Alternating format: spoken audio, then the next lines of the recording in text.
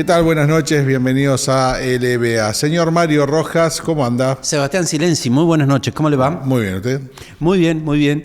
Hoy vamos a ponernos un poco teórico-políticos, Sí. podríamos decir. Es para recomendar este programa y te voy a decir por qué también. A ver. Porque hemos invitado a un historiador, ¿no? Un historiador con unos antecedentes realmente muy buenos, con una formación realmente importante, para hablar de algo que me parece que todos en algún momento, lo que hace muchos años que vivimos aquí en Neuquén, siempre nos preguntamos decir, ¿qué pasó con el MPN, no? Quien vamos a tener hoy en nuestro programa se llama Gabriel Rafar, es profesor de historia, autor de varios libros.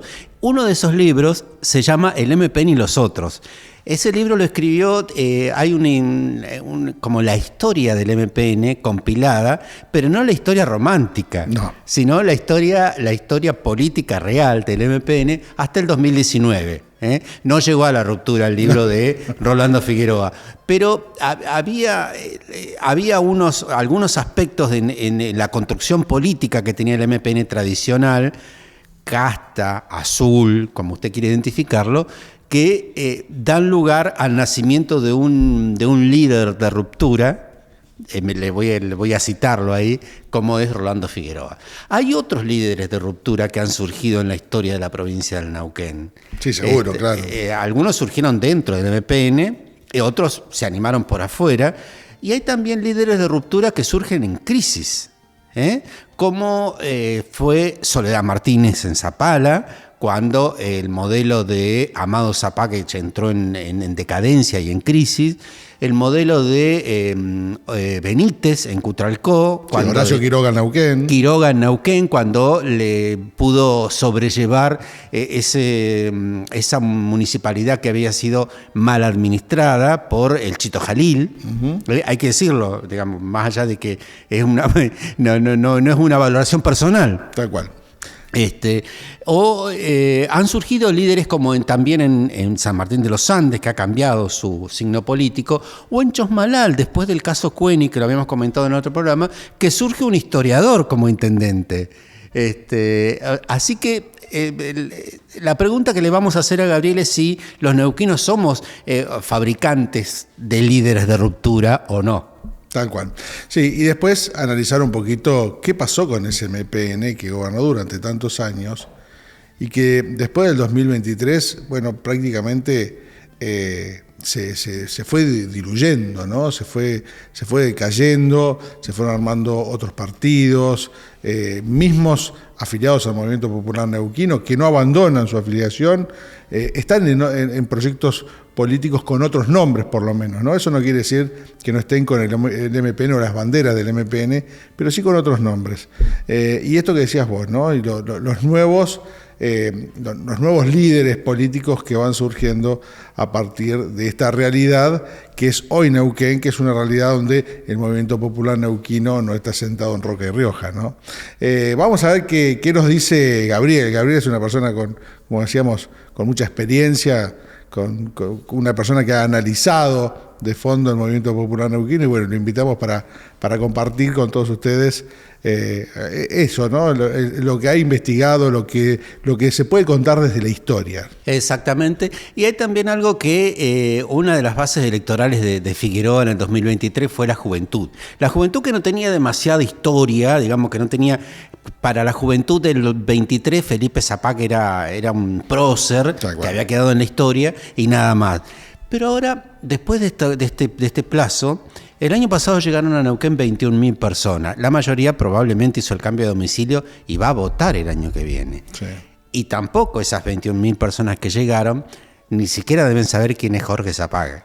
Tal cual. Así que allí se va a presentar un gran desafío y una gran oportunidad también para líderes de ruptura. Y acá creo que hay una gran pregunta, Mario. El que no repasa la historia o no se acuerda de la historia, ¿está condenado a cometer el mismo error? Terrible. Es así.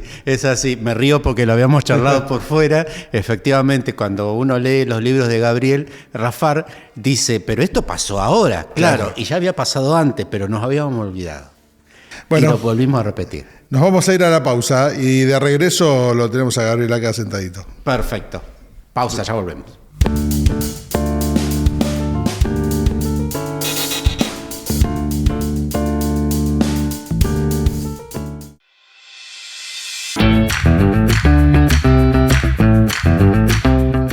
adelante lo que es la puesta en funcionamiento y en marcha, porque ya en estos momentos está arrancando un nuevo transporte público en la ciudad de Neuquén, un transporte público 100% eléctrico. Son unidades que van a recorrer los paseos costeros, Parque Norte, la avenida. Es un transporte público único en el país, porque además son unidades modernas, con cámaras de seguridad, con toda la tecnología. Es un servicio que tiene el boleto neuquino gratuito y que tiene la tarjeta SUBE, con los medios de pago que tienen hoy en todo el servicio público de la ciudad de Neuquén lo van a poder utilizar. Así que estamos muy orgullosos, trabajando juntos, en equipo, lanzando este nuevo servicio en la ciudad de Neuquén.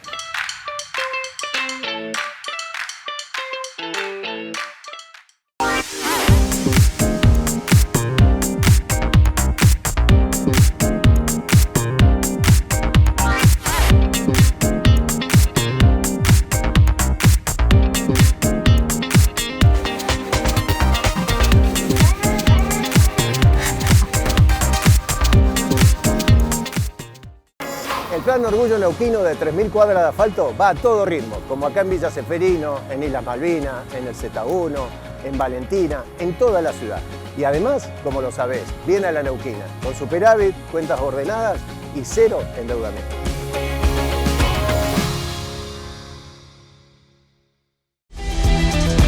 Atención, los martes se construye. Con Superdías Construcción podés pagar hasta en 12 cuotas sin interés con Confiable, hasta en 6 cuotas sin interés con Visa y Mastercard BPN y acceder hasta un 15% de descuento cuando aplique. Mejorá tu hogar en cuotas. Aprovechá beneficios en aberturas, carpintería, climatización y mucho más. Conocé rubros y comercios adheridos en bpn.com.ar.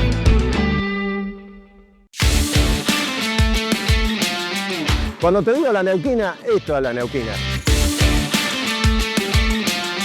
Trabajamos las 24 horas y en menos de 70 días ya comenzamos a tirar el asfalto. 2.500 camiones removieron el suelo y ya tenemos a nivel la Gran Avenida. 500 camiones ya trajeron los caños que estamos colocando y además 1.100 bateas se colocan todos los días para que el asfalto sea el más rápido del país. Eso es Orgullo Neuquino.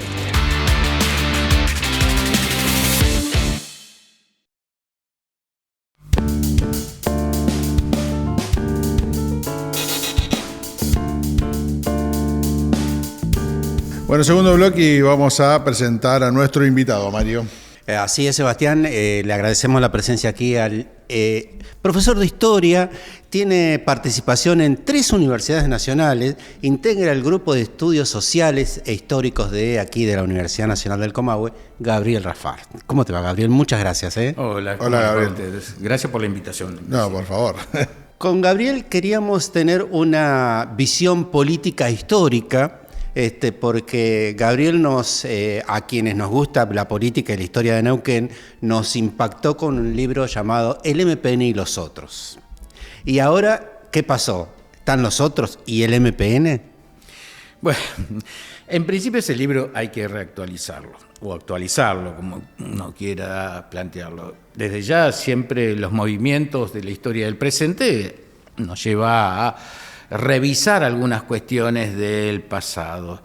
Ese libro se detiene en el 2019 y bueno, todavía tenía por delante este cambio que ocurrió hace 3 años y bueno, podíamos dar algunas pistas, pero no el sentido de esta ruptura que se dio a partir del 2023 con el cambio Era una foto de la época. Era una foto, digamos, consolidada de la época, pero había señales. Nosotros ya, digamos, no solo los historiadores del presente, veíamos que desde el 83, que el MPN era amo y señor de la política en la provincia, bueno, había señales de agotamiento.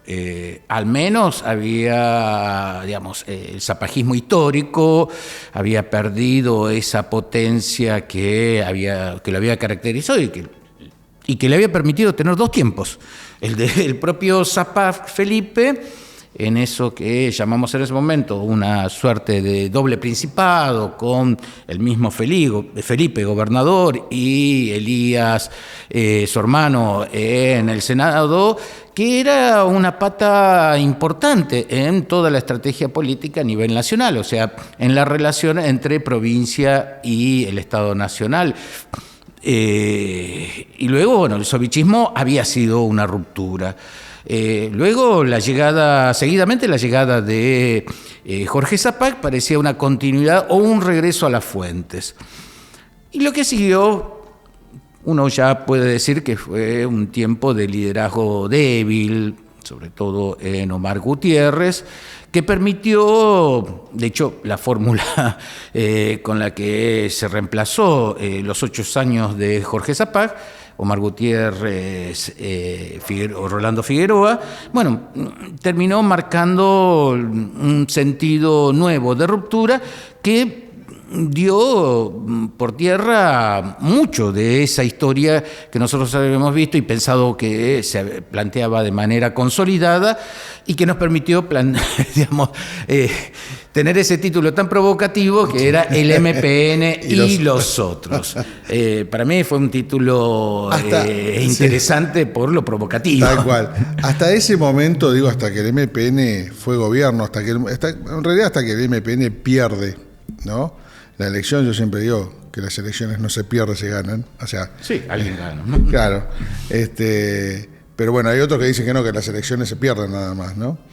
Insisto en esto de que todos nos preguntábamos, bueno, ¿qué pasaba con el MPN? ¿Qué iba a pasar con el Movimiento Popular Neuquino posterior a esa derrota electoral de alguien que pertenecía dentro? Después vamos a hablar si fue una interna o no fue una interna, pero digo, ¿cuál es la lectura desde la historia? Como para tratar de entender ese momento sobre cuando el MPN pierde el gobierno en manos de alguien que que conocía muy bien desde adentro del Movimiento Popular Neuquino, ¿no? Sí, era uno de los suyos. Claro, había hecho su carrera, su trayectoria como hombre político, sus apetencias. La cultura política había sido tomada del partido, del cual venía él con sus 20 años a cuesta, y varios cargos, varias posiciones de funcionario y varias posiciones también como hombre de elecciones. Había ganado, ¿no es cierto?, elecciones municipales en el norte neuquino, la cuna o diríamos, un centro, una fortaleza del propio zapajismo, y él se creía también continuador de todo aquello. Entonces, en ese momento, ¿cómo leímos aquello? Y dijimos, bueno, hubo un liderazgo de ruptura, pero para con la élite del propio partido, no así para con el electorado. A ver, ¿cómo es eso? Yo creo que hubo, de hecho vimos que una porción muy importante del electorado, inclusive dirigentes medios, dirigentes que habían sido frustrados o corridos de la escena, se volcaron a ese liderazgo y creyeron que por allí se canalizaba un sentido de frustración, un sentido de esperanza, de expectativa, y había, yo creo que, una doble camada, y revanchismo, por supuesto, y revanchismo. Sí, siempre hay una cuota de revanchismo cuando alguien queda fuera del juego político. Cuando quedaste enojado hay revanchismo. Claro, y que habían tenido también una frustración. Estoy pensando en ese sector más intelectualizado, por ejemplo, más racional, que le había dado lugar y triunfo al propio Jorge Sovich, 20 y tantos años antes, ¿no es cierto? Sí. A principios de los años 90. Como el Mapo, podríamos identificarlo. Exactamente. Estoy identificando fundamentalmente a ese sector que contaba con un conjunto de figuras, muchas de ellas envejecidas, porque había corrido el tiempo, ¿no es cierto? Y ellos habían hecho sus primeras armas o en los 70 o en los 80, pero también creo que hubo entre una juventud que nosotros no vimos ese fenómeno y todavía creo que no lo hemos estudiado. y que en gran medida explica muchas de las cuestiones de los corrimientos políticos que se dieron a nivel nacional. Y entiendo que hubo una juventud en que se ligó a Figueroa, que Figueroa pudo interpelar de manera más directa y que volcó parte del voto a su favor. Pero no una juventud que estaba en el MPN. Una porción muy pequeña. Ajá. No nos olvidemos que el MPN, si bien ha tenido una historia de incorporación de camadas jóvenes, venía ahí con problemas.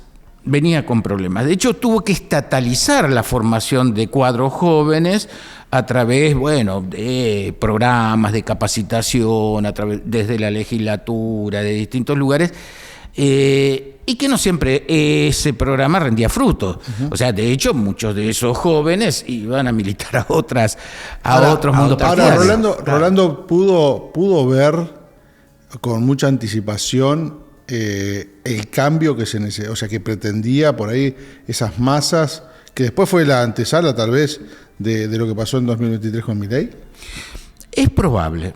Él sabía entiendo que es, por eso volvamos al término ruptura, ¿no es cierto? Sí. Creo que Figueroa fue un liderazgo de ruptura, lo intentó un poco antes, desde adentro, o sea, desde el mundo interno partidario, no lo logró y decidió, embarcarse en esa empresa por afuera del partido. Recién mencionabas vos, si hubo interna o no hubo interna, si esas elecciones del 2023, de abril del 2023, fueron una interna. Yo en ese momento lo analicé como una interna del modo en que suceden aquellas internas que las del MPN eran internas abiertas, es decir, que quien no estaba afiliado a ningún partido podía votar. Podía votar, exactamente. Pero en este caso fue una interna sobre la interna, en el sentido de el propio partido ya había resuelto quiénes iban a ser sus candidatos. Pero en este caso se jugó la provincia. No era la primera vez que ocurría este tipo de cosas.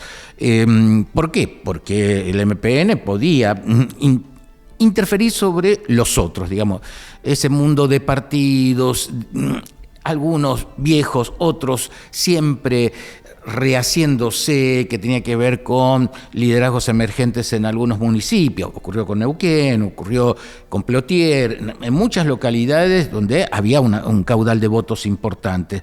De allí la ingeniería electoral que comienza a aplicar cuando aparecen las listas espejos, las llamadas, ¿no es cierto?, nóminas colectoras o como se las quiso llamar, donde se colgaba una cantidad de candidatos, ¿no es cierto?, al candidato principal en este caso del MPN. Cosa que permitió oxigenar de alguna manera y ampliar el juego político. Pero en el 2023 yo creo que hubo algo de eso, como si fuera, ¿no es cierto?, una interna con con elementos donde todos juegan, pero había pocos que podían llegar a la meta. Y en este caso, los pocos eran dos. ¿El juego político era con prebenda? Bueno, nosotros siempre analizamos al MPN como un partido clientelista. Cuando hablamos de prebenda, hablamos de clientelismo, ¿no es cierto? Sí. Yo creo que hay dos partes de la discusión sobre el clientelismo. En el libro yo trato de reflejarlo por cuanto clientelismo es mala palabra, ¿no es cierto? El término clientelismo suena mal, sí. Suena feo, ¿no es cierto? Prebendas también. Sí, bueno. Prebendas también. Pero algún nombre hay que ponerle a eso. Sí, a ver, la política siempre implica intercambio, ¿no es cierto?, de recursos. Y el líder tiene recursos. Sobre todo un líder de ruptura tiene que tener más recursos.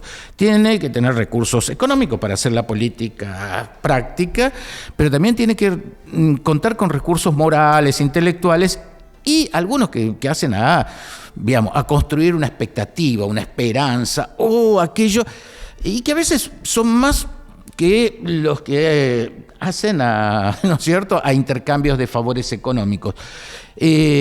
Porque esos recursos de expectativas y esperanzas permiten darle sentido a ese proyecto de ruptura que plantea ese liderazgo. Y creo que Figueroa tenía más de esos. Los recursos clásicos del clientelismo quedaron encerrados, encapsulados en el MPN. Y ahí donde perdió, me parece, esa entidad, porque cosa que ocurrieron en varias elecciones, sobre todo en las elecciones de medio tiempo, donde había que elegir diputados, senadores nacionales, donde muchas veces el MPN perdió y volcaba recursos ingentes para ello. Sin embargo, la gente tomaba esos recursos y votaba por otro lado. Claro. Hay estudios históricos que refieren a esta situación y donde no solo cuenta la gente en el sentido a veces despectivo de lo popular. El clientelismo también es una fórmula muy utilizada entre sectores de poder. Y muchas veces perdemos de vista eso porque posiblemente allí se den las situaciones de corrupción, moralmente reprochable, por supuesto, y donde se destienen más volumen de recursos, ¿no es cierto? En el momento en que Figueroa gana, está estallando el escándalo, ¿no es cierto?, de los planes sociales. Los planes sociales. Uh-huh. Ahí estamos viendo. Y no nos olvidemos que ese escándalo pone a un sector de la élite burocrática del Estado juntando dinero. Eso no fue destinado a los sectores populares, juntaba dinero para su propio bolsillo. Claro. Bueno, ahí yo creo que la cuestión importa, y un estudio más detenido y más histórico sobre la evolución del clientelismo y el juego de las prebendas y todo esto. Pero si vamos a ese 2023 y a la campaña que se había iniciado ya varios meses antes del 2023, veíamos nosotros que Figueroa empezó a acumular recursos que, digamos, algunos que eran propios del MPN y otros que eran nuevos. Vamos a hacer una pausa, Gabriel, y vamos a dejar una pregunta. Dejemos una pregunta. ¿Los neuquinos somos de parir líderes de ruptura? Pero me responden en el próximo bloque. Ya volvemos.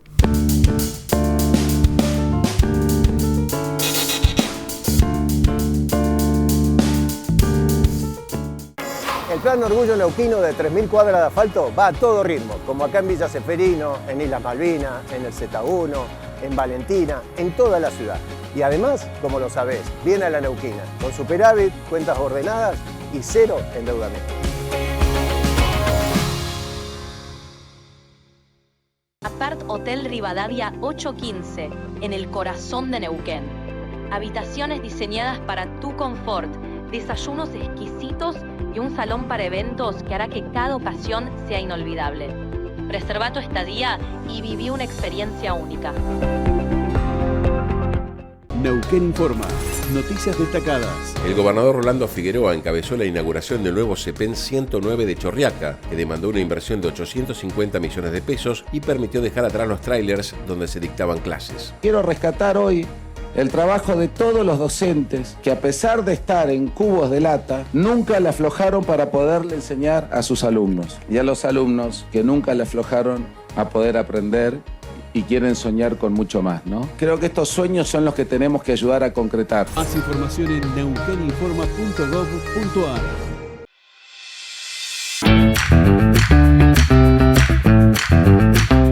Adelante lo que es la puesta en funcionamiento y en marcha, porque ya en estos momentos está arrancando un nuevo transporte público en la ciudad de Neuquén, un transporte público 100% eléctrico. Son unidades que van a recorrer los paseos costeros, Parque Norte, la avenida. Es un transporte público único en el país, porque además son unidades modernas, con cámaras de seguridad, con toda la tecnología. Es un servicio que tiene el boleto neuquino gratuito y que tiene la tarjeta SUBE, con los medios de pago que tienen hoy en todo el servicio público de la ciudad de Neuquén lo van a poder utilizar. Así que estamos muy orgullosos, trabajando juntos, en equipo, lanzando este nuevo servicio en la ciudad de Neuquén.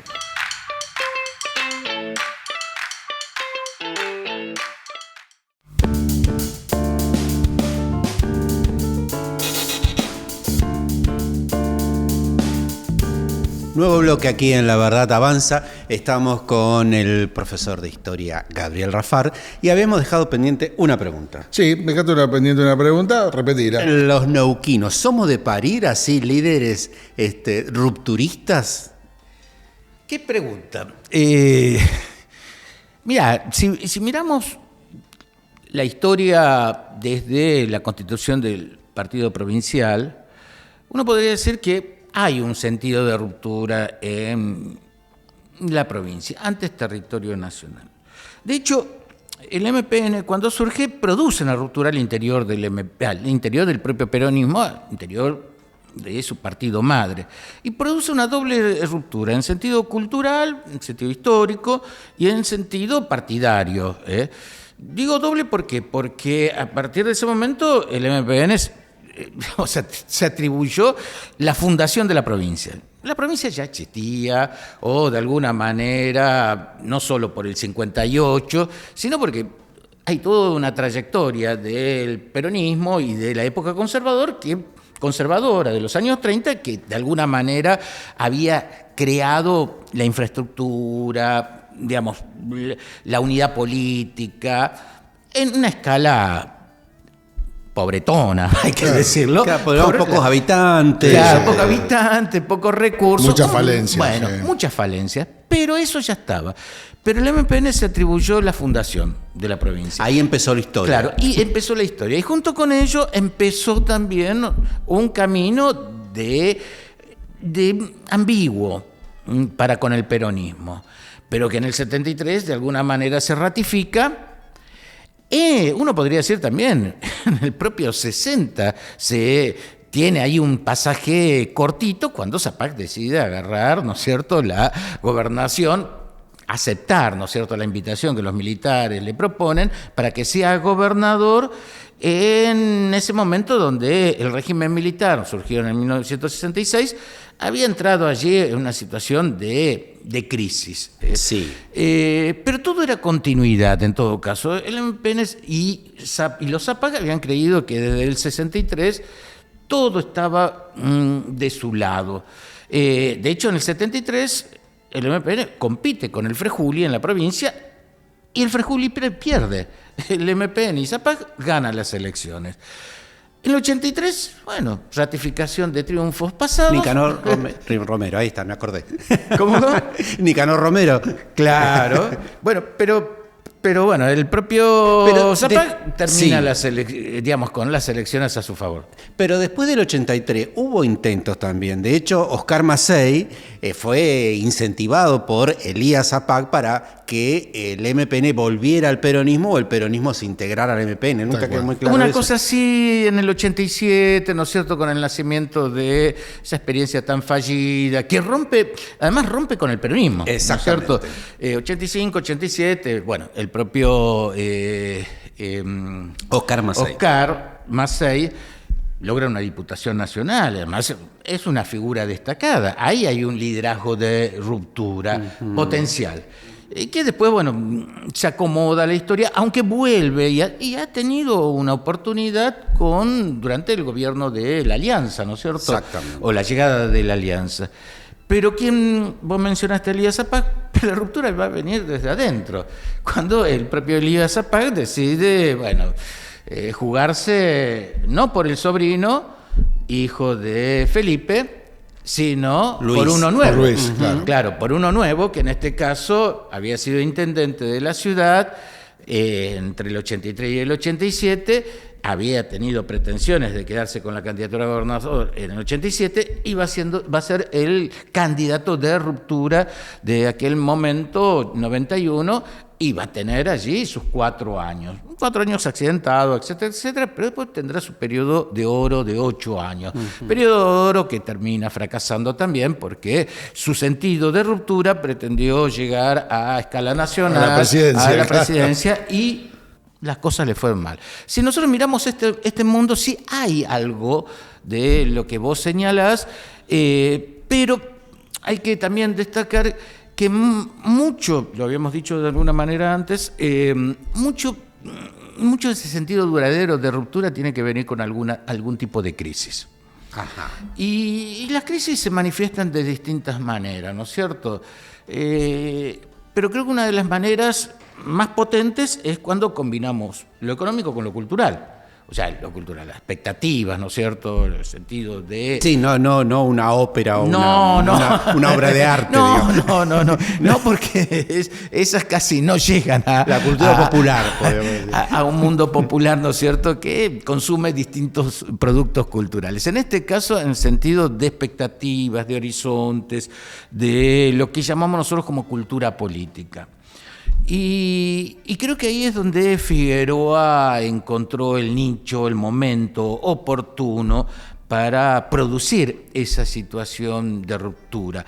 No, en su caso, la ruptura tenía mucho que ver con el desgaste del partido madre al que pertenecía y en gran medida también al desgaste de los otros actores que estaban cansados de ver al MPN gobernando, que ya en más de una ocasión dijeron, bueno, vamos a juntarnos todos, qué sé yo. Muchos de esos actores en algunos momentos, yo sé que a algunos le va a doler lo que voy a decir, pero digo, en algunos momentos terminaban siendo funcionales para que el MPN mantenga el poder político. Ahora, a la historia, digo, y desde la historia, vos como historiador, Gabriel, ¿qué pasó cuando viste perder el MPN?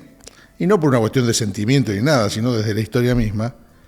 Y vimos después lo endeble que quedó el MPN frente a una realidad que eso lo llevaba puesto. O sea, yo lo primero que dije es, no, el MPN no va a desaparecer, creo que fue el primer análisis que hicimos todos. Este va a ser un partido que va a recobrar fuerza, resurgir como el ave fénix, como les gusta decir a Jorge Zapac. Sin embargo, el MPN pareciera ser que se fue por la puerta de atrás. Mira, un reportaje que leí hace unos días a Mariano Gaido, una figura por demás destacada, ¿no es cierto?, de el viejo MPN, ahora con un partido nuevo.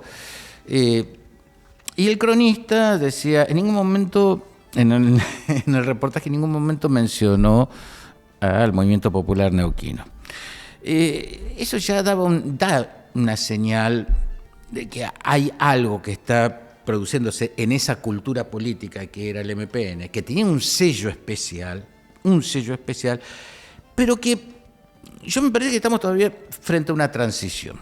Así como el peronismo dejó de llamarse muchas veces peronismo y comenzó a llamarse, lo identificamos a partir de sus líderes, kirchnerismo, etcétera, etcétera, bueno, o frentes constituyendo unidades de orden diferente, puede que el MPN continúe su vida de esa manera. Pero estamos ante un proceso de transición. Ahora, ¿alguien puede recuperar ese sello y reinstalar la historia del pasado? Si lo hace, lo tiene que hacer con algo nuevo, con un producto nuevo. Entre ellos, seguramente, el liderazgo. Caras y nombres. Caras y nombres, sí. No nos olvidemos que es cierto, digamos, ese 23 fue un cimbronazo. Y todos se preguntaban, ¿qué le pasó a Neuquén?